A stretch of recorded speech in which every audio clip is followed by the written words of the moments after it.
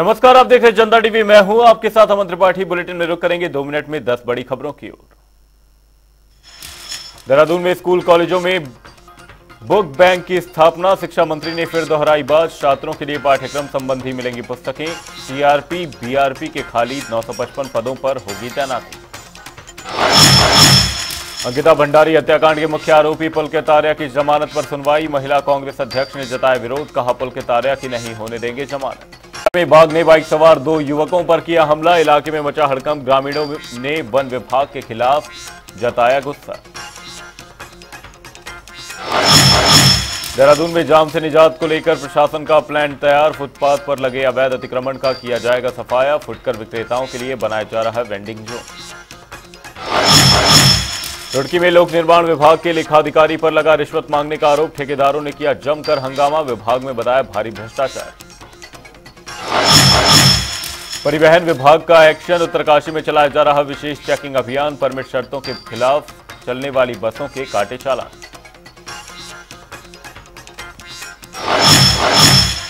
अल्मोड़ा में विश्वविद्यालय के छात्रावास में छात्र ने की खुदकुशी। छात्र की उम्र बताई जा रही 20 साल। मामले की जांच में जुटी पुलिस। अल्मोड़ा में पुलिस ने चलाया चेकिंग अभियान। 2 तस्करों को किया गिरफ्तार। कई किलोग्राम चरस हुई बरामद।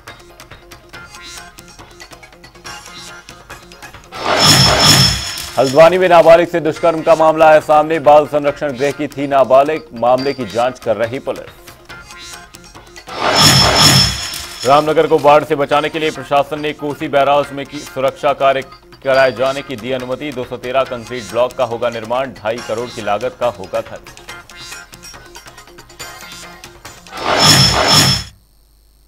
दो मिनट में 10 बड़ी खबरों के बाद अब रुक करेंगे उत्तराखंड से जुड़ी कुछ अहम खबरों की ओर। उत्तराखंड में आगामी लोकसभा चुनाव से पहले राज्य में एक बार फिर यूसीसी पर सियासत शुरू हो गई है। दरअसल धामी सरकार राज्य में यूसीसी पारित करने जा रही है। इसके लिए धामी सरकार आगामी जनवरी के अंत तक विधानसभा का विशेष सत्र बुलाने की तैयारी में है। हालांकि अभी अंतिम निर्णय लिया जाना बाकी है। वहीं कांग्रेस ने यूसीसी के मुद्दे को लेकर धामी सरकार की मंशा पर सवाल खड़े किए हैं। महिला कांग्रेस की प्रदेश अध्यक्ष ज्योति रौतेला ने कहा कि सरकार यूसीसी के मुद्दे पर जनता को भ्रमित करने का काम कर रही है। देखिए ना, ये जो चुनाव थे इससे पहले भी यूसीसी में बहुत बड़ी अगस्त तक मुझे लगता है इस पर एक विशेष सत्र बुलाने की बात हुई, इसको लागू करने की बात हुई, लेकिन अभी तक ये लागू नहीं हुआ। तो मुझे ये लगता है कि कहीं ना कहीं सरकार लोगों को भरमाने के लिए एक मुद्दा उठाने की कोशिश कर रही है और ये लोकसभा के इलेक्शन तक वो ये मुद्दा बना के रखना चाहते हैं, इसलिए बार बार इस पे बात कर रही है। अगर उनको करना है तो करें ना, लागू करें, उसका ड्राफ्ट लेके और उसको लागू करें, हम लोग उसको स्वागत करेंगे। लेकिन बार बार आप इस बात को कर रहे हैं कि हम ये लागू करने वाले हैं, हम ये ऐसा करने वाले हैं, विशेष सत्र बुलाने वाले हैं। तो पिछले 1 साल से तो ये सब कुछ चल ही रहा है, तो ये हो क्यों नहीं रहा है? ये तो सरकार से ही सवाल होना चाहिए कि वो बार बार बातें तो करें लेकिन इसको लागू करने में उनको देरी कहाँ हो रही है। उत्तराखंड के चर्चित अंकिता भंडारी हत्याकांड के मुख्य आरोपी पुलकित आर्या की जमानत का महिला कांग्रेस ने विरोध किया है। महिला कांग्रेस की प्रदेश अध्यक्ष ज्योति रौतेला ने कहा कि उन्हें पूरी उम्मीद है कि कोर्ट आरोपी पुलकित आर्या को जमानत नहीं देगी। यदि पुलकित आर्या को जमानत मिलती है तो कांग्रेसी इस फैसले का प्रदेश भर में विरोध करेंगे। साथ ही जरूरत पड़ने पर सुप्रीम कोर्ट का दरवाजा भी खटखटाया जाएगा। बता दें कि इस मामले में 19 दिसंबर को नैनीताल हाईकोर्ट में फैसला सुनाया जाना है।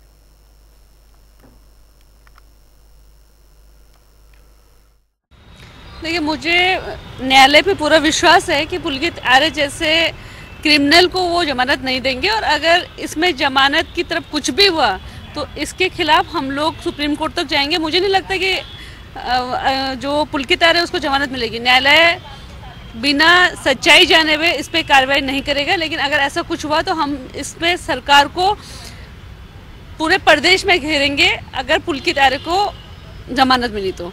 वैसे हम लोग अभी देख रहे हैं कि इस केस में क्या है। नहीं तो 19 तारीख को महिला कांग्रेस हाईकोर्ट जो नैनीताल है उसके बाहर ही मिलेगी आप लोग।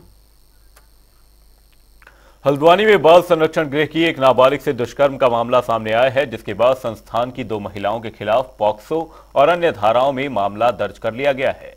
अब पुलिस पूरे मामले की विस्तृत जांच में जुट गई है। शाम को एक घटना हम लोगों की नॉलेज में आई थी कि नारी निकेतन जो बाल संप्रेक्षण गृह है, वहाँ पर एक बच्चे ने वहाँ के स्टाफ पर दुर्व्यवहार की कुछ शिकायतें करी हैं और गंभीर आरोप लगाए हैं, जिसमें शोषण के संबंध में भी आरोप लगाए गए हैं। कल रात को ही हमारी टीम वहाँ चली गई थी और सभी जो सक्षम अधिकारी हैं उनकी उपस्थिति में बालिका के बयान वगैरह लेकर जो एफआईआर है संबंधित दोषियों के विरुद्ध वो दर्ज कर ली गई है। अभी पुलिस आगे की इन्वेस्टिगेशन कर रही है, जो भी तथ्य सामने आएंगे वो समय समय पर अवगत कराएंगे। काशीपुर में 6 सालों में फ्लाईओवर का कार्य पूर्ण न होने पर कांग्रेस कार्यकर्ताओं ने धरना प्रदर्शन किया है।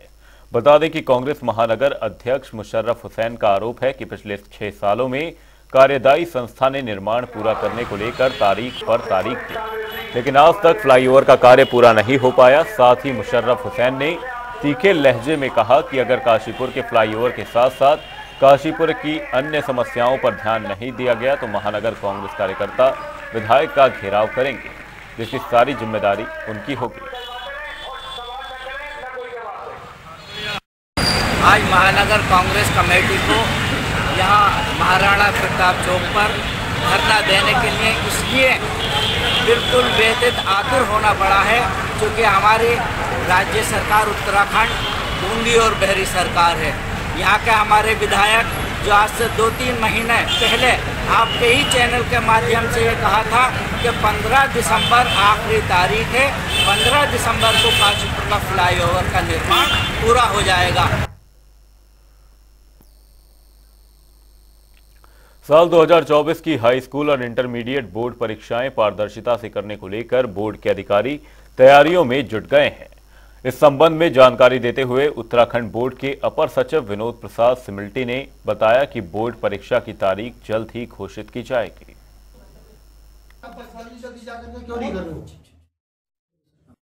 सीबीएसई का टाइम टेबल आ गया है और हम लोगों का भी जो परीक्षा 2024 का है हाई स्कूल और इंटरमीडिएट का, उसका प्रयोगात्मक परीक्षाओं का शेड्यूल तय हो गया है।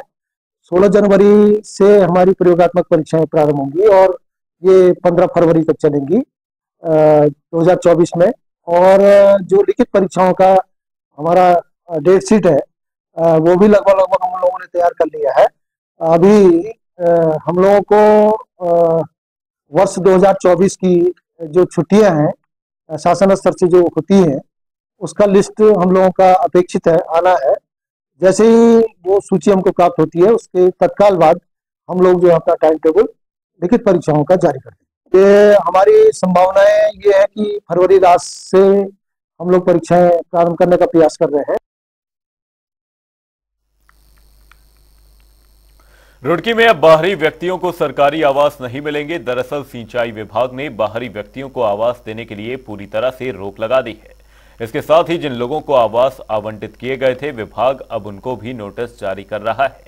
वहीं सिंचाई परिकल्प के अधिकारी अभियंता नवीन लसपाल ने बताया कि शासन ने बाहरी लोगों के आवास आवंटन करने पर पूरी तरह से रोक लगा दी है।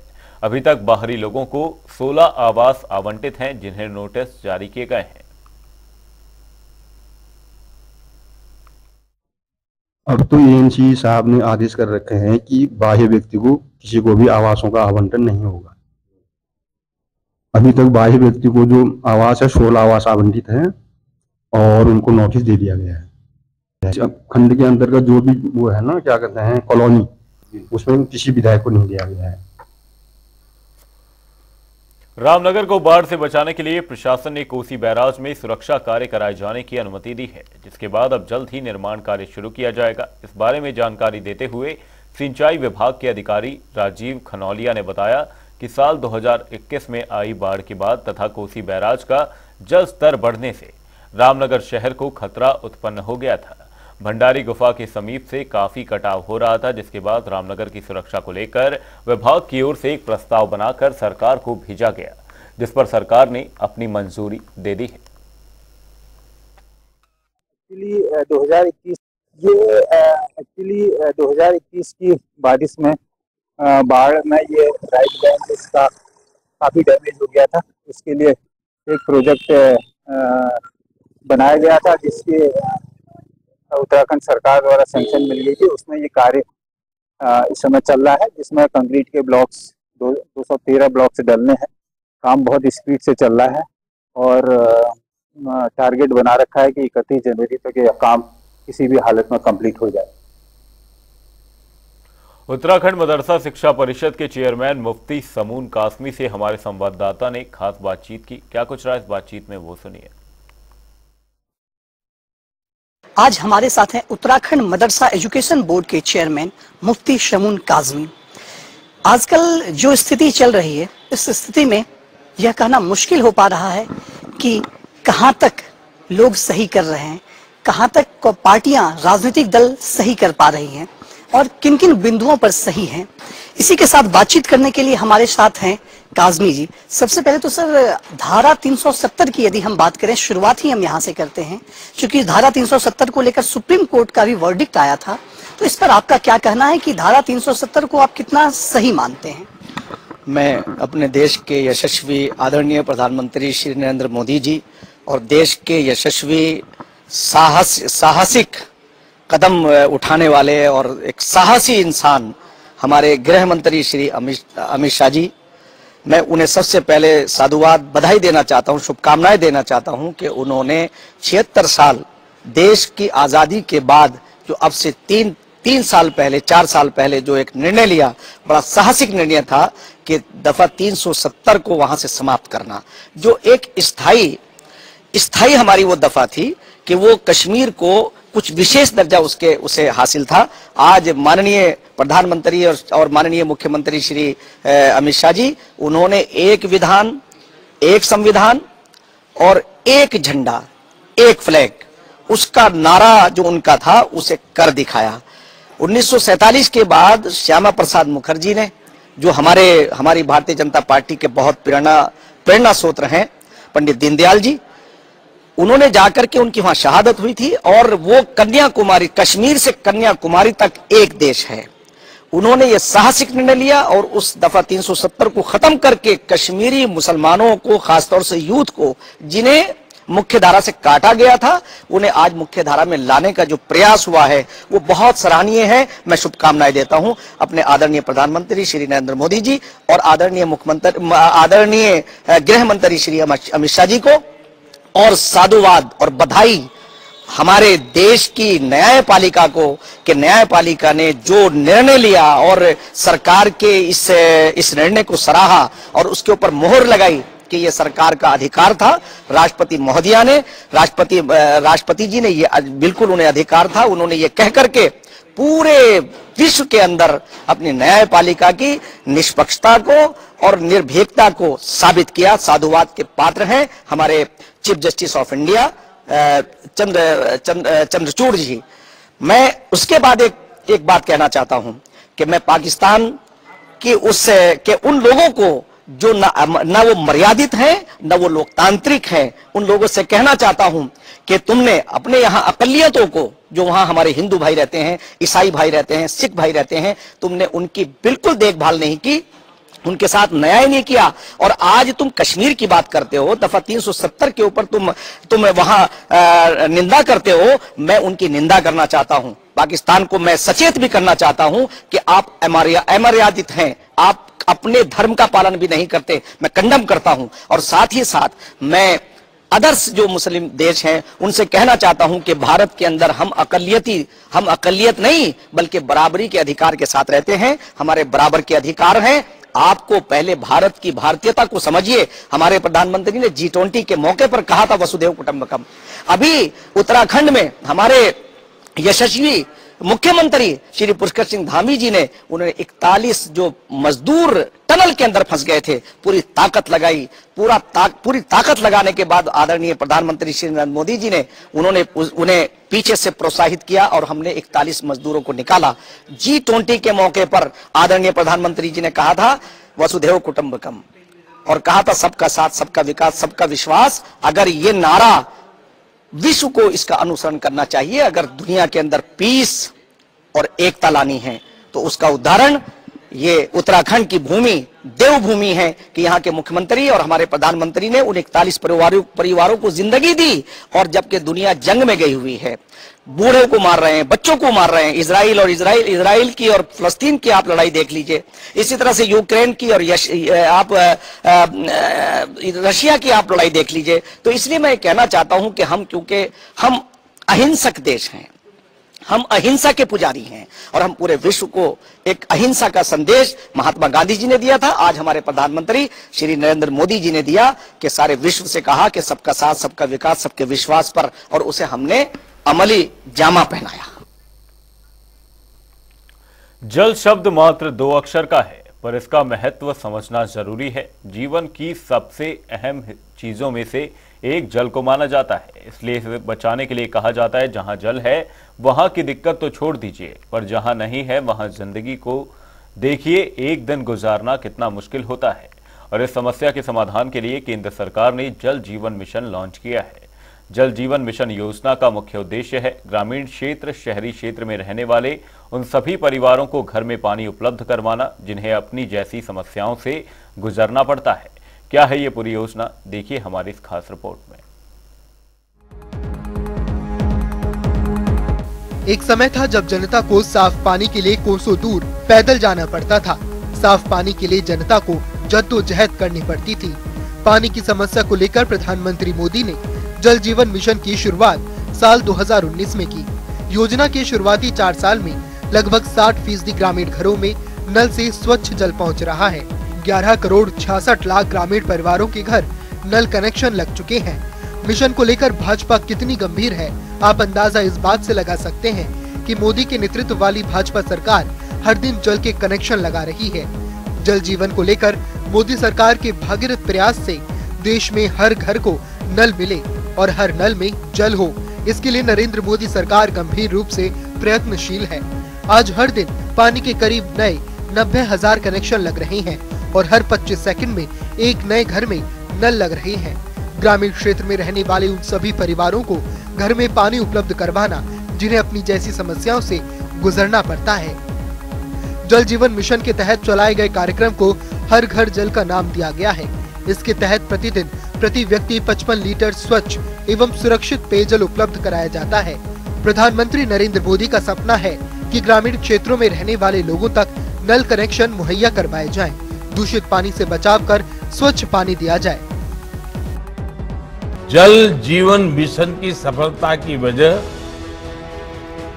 उसके 4 मजबूत स्तंभ हैं। पहला, जन भागीदारी, दूसरा साझेदारी, तीसरा राजनीतिक इच्छा शक्ति और चौथा संसाधनों का पूरा इस्तेमाल। अगर बात करी जाए उत्तराखंड के जनपद उधम सिंह नगर की, तो काशीपुर, जसपुर विधानसभा में 108 ग्रामीण शामिल हैं। कुल 54 बन रही हैं। 8 टंकी पूरी हो चुकी हैं, जिसमें खर्च हुआ है लगभग 16 करोड़ रुपए। अगर बात करें काशीपुर विधानसभा और जसपुर विधानसभा के बजट की, तो वो 126 करोड़ रुपए है, जिसमें 54 बना रही हैं। 108 ग्रामीण में बनेगी इन टंकियों में 50,000 लीटर से 5,50,000 लीटर तक पानी होता है। जसपुर के पूर्व विधायक भाजपा के कद्दावर नेता शैलेंद्र मोहन सिंघल के प्रयासों से ग्रामीणों को स्वच्छ पेयजल की सौगात मिली है। उनके ही प्रयासों से आज जसपुर क्षेत्र वासियों को चेहरे पर मुस्कान लाने का मौका मिला है। सरकार की माननीय मोदी जी का संकल्प है कि हर भारतवासी को एक स्वच्छ जल मिलना चाहिए ताकि उनकी सेहत अच्छी रहे, और उसी के अंतर्गत हर ग्रामीण क्षेत्र में, हर गांव में ये पेयजल योजनाएं बन रही हैं और कुछ शुरू हो गई हैं, कुछ अभी प्रगति पर हैं, और हमें उम्मीद है कि इस फाइनेंशियल ईयर में करीब करीब सारी योजनाएं ये चालू हो जाएंगी और ग्रामीण क्षेत्र में सभी एक एक घर में हमारे लोगों को स्वच्छ जल मिलेगा और इससे बहुत बड़ा लाभ होगा। जहाँ तक जसपुर क्षेत्र की बात है, इसमें ग्रामीण क्षेत्र में तो आच्छादित हो गया है, पर अभी नगरीय क्षेत्र में हमारी फेज 2 पेयजल योजना शासन में लंबित है। हम उम्मीद कर रहे हैं कि जल्दी उसमें भी स्वीकृति मिलेगी, क्योंकि जसपुर का अभी नगर का बहुत बड़ा भाग ऐसा है जहां पानी की व्यवस्था ठीक से नहीं हो पा रही, और इसकी योजना गई हुई है DPR गई हुई है, तो उम्मीद करते हैं कि वो भी जल्द स्वीकृत होगी। गरीबी से निकले गरीबों की परेशानियों को समझने वाले देश के प्रधानमंत्री नरेंद्र मोदी का सपना है कि हर व्यक्ति को शुद्ध पानी मिले। इसी सपने को साकार करने के लिए अथक प्रयास शुरू कर दिए गए हैं और अब ये प्रयास अपने अंतिम पड़ाव पर है और वो दिन दूर नहीं जब हर घर में शुद्ध जल होगा, हर घर नल होगा, पानी से ना कोई बीमार होगा, ना पानी के लिए परेशान होगा। जनता टीवी के लिए उधम सिंह नगर से अजहर मलिक की रिपोर्ट।